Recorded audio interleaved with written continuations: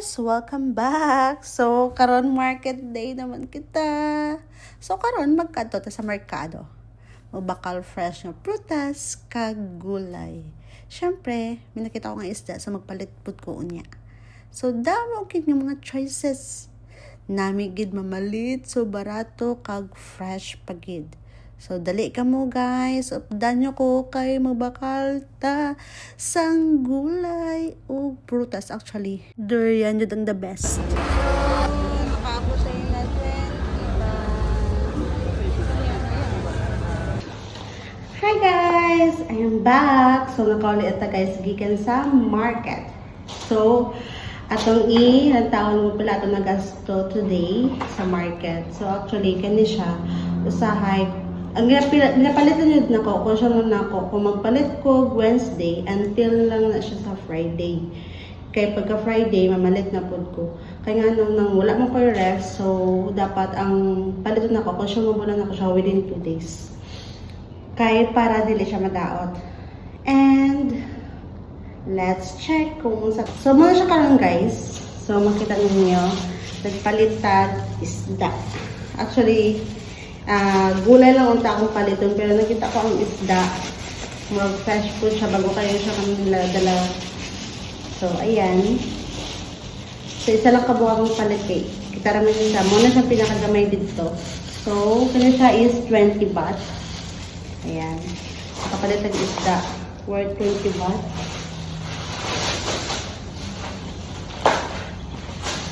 So, ayan. Isda. Tapos, makapalit po tag cabbage, 10 baht lang. Yan, 10 baht. Tapos, swerte po ta karon kay barato kayong balato. Baga kayo siya, 10 baht lang po siya. Diba, makadobo ta.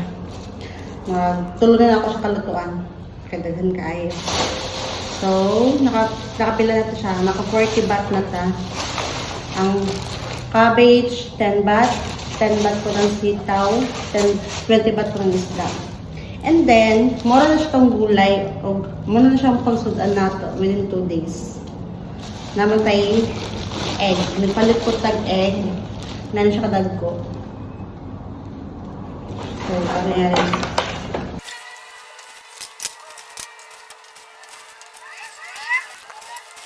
So, ayan guys, ang ating egg. Narin siya natin. Ang ating egg ay tag 133 baht. Next is ang santol. Karoon ako balik sa akin tag santol dire. So, ang santol ay 10 baht. So, tag 5 each. Dalawa lang yung palit.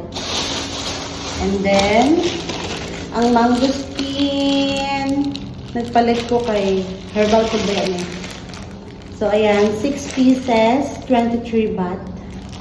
And then, ang pinaka-finale, ang last na umalit kay durian. Kabalo ba mo guys? Na 20 baht pa dun siya. Dili sila ganahan aning hinog kaayo, kaya 20 baht nilang gibutang. So, actually, hinog na siya. Kasi makabalo nga ang mga Pinoy, ganahan jud ani, hinog kaayo. Ang nakaunugod nila dire kay ang crunchy one. So, thank you. So, karon, i-compute na to kung pila ka nagasto tanan. Kanay 10, 20, 30, 50, 70, 93. 93 plus 133. So, 93, 96.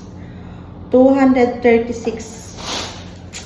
236 226 atong nagasto tanan kani siya. Good for 3 days na to. Pero kaning itlog manggod, syempre dugay man na siya ma-consume. So no worries. So mao na siya nagpadako jud kay 133 man siya. Pero grabe, worth it. So mo na tong nagasto karon. See you.